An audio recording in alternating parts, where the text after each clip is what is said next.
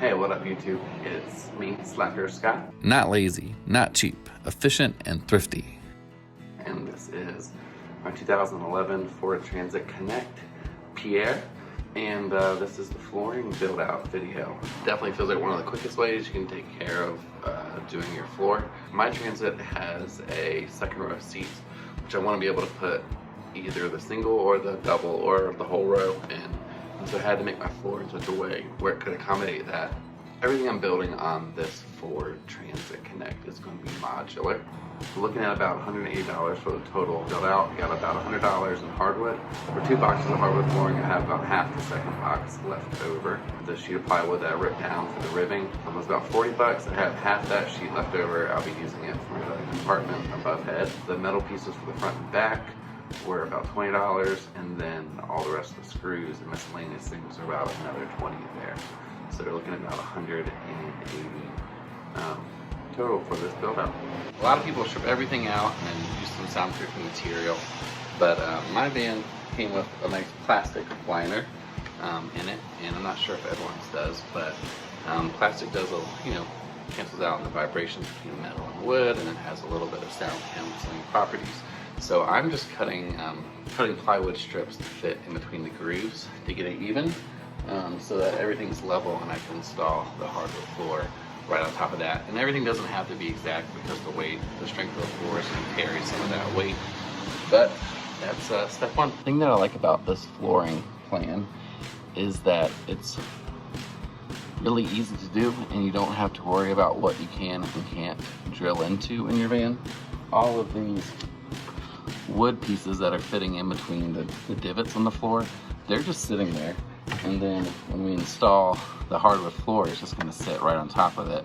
I've got the next couple sets of boards cut, and I'm just going to pop them in for you, show you real quick, but super quick and easy. The interlocking of the hardwood floor is what's going to hold it all together.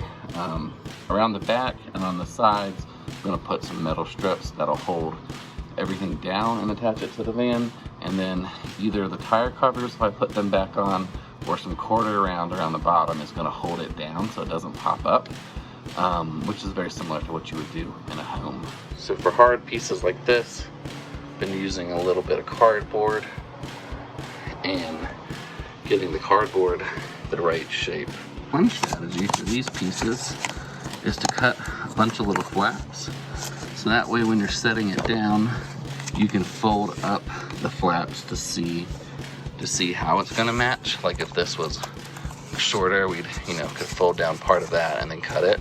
But having the little grooves helps you to be able to lay it into whatever shape it might be, and then trace that as your outline. That's what I did for all of these. I put the back seats back in just to make sure they would fold down. Got everything all cut right. One of the things I learned doing this is that I could have left the back seats in the whole time. So now I'm going to yank them out, since I'm leaving the ability for the van to have the second set of chairs in the back. I had to, when I was installing the floor, I had to cut around that and kind of leave space for all of those. And I found yesterday, if it's any thicker than 6.5 millimeters, it probably won't work. There's one spot that I didn't want to cut out where you can see a dent in the hardwood and the laminate, because there's an underpart from the double chair that was pressing into it. So for the ones where the chair sits up there, it was easiest just to put the pieces in, to cut them to size, and then to use the interlocking part of the flooring to get them to lock in there. So they're not super, there's nothing holding them down except for they're cut kind of tight, so it's unlikely they'll pop up. And then I can use a little screwdriver to pry them up. Trickiest part was the parts in the corner here. So those are going to be held together by the same bolt that the chair's held in by.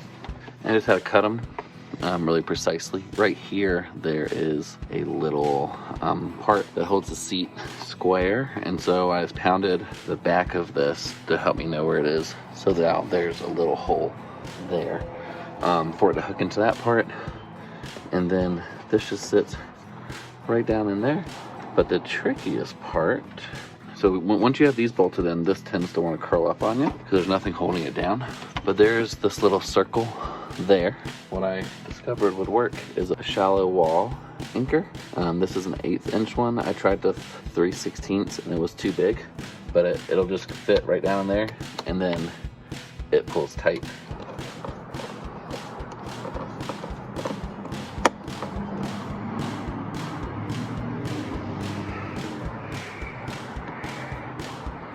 So the last little part of the floor build was adding the metal to join the hardwood and the runners together.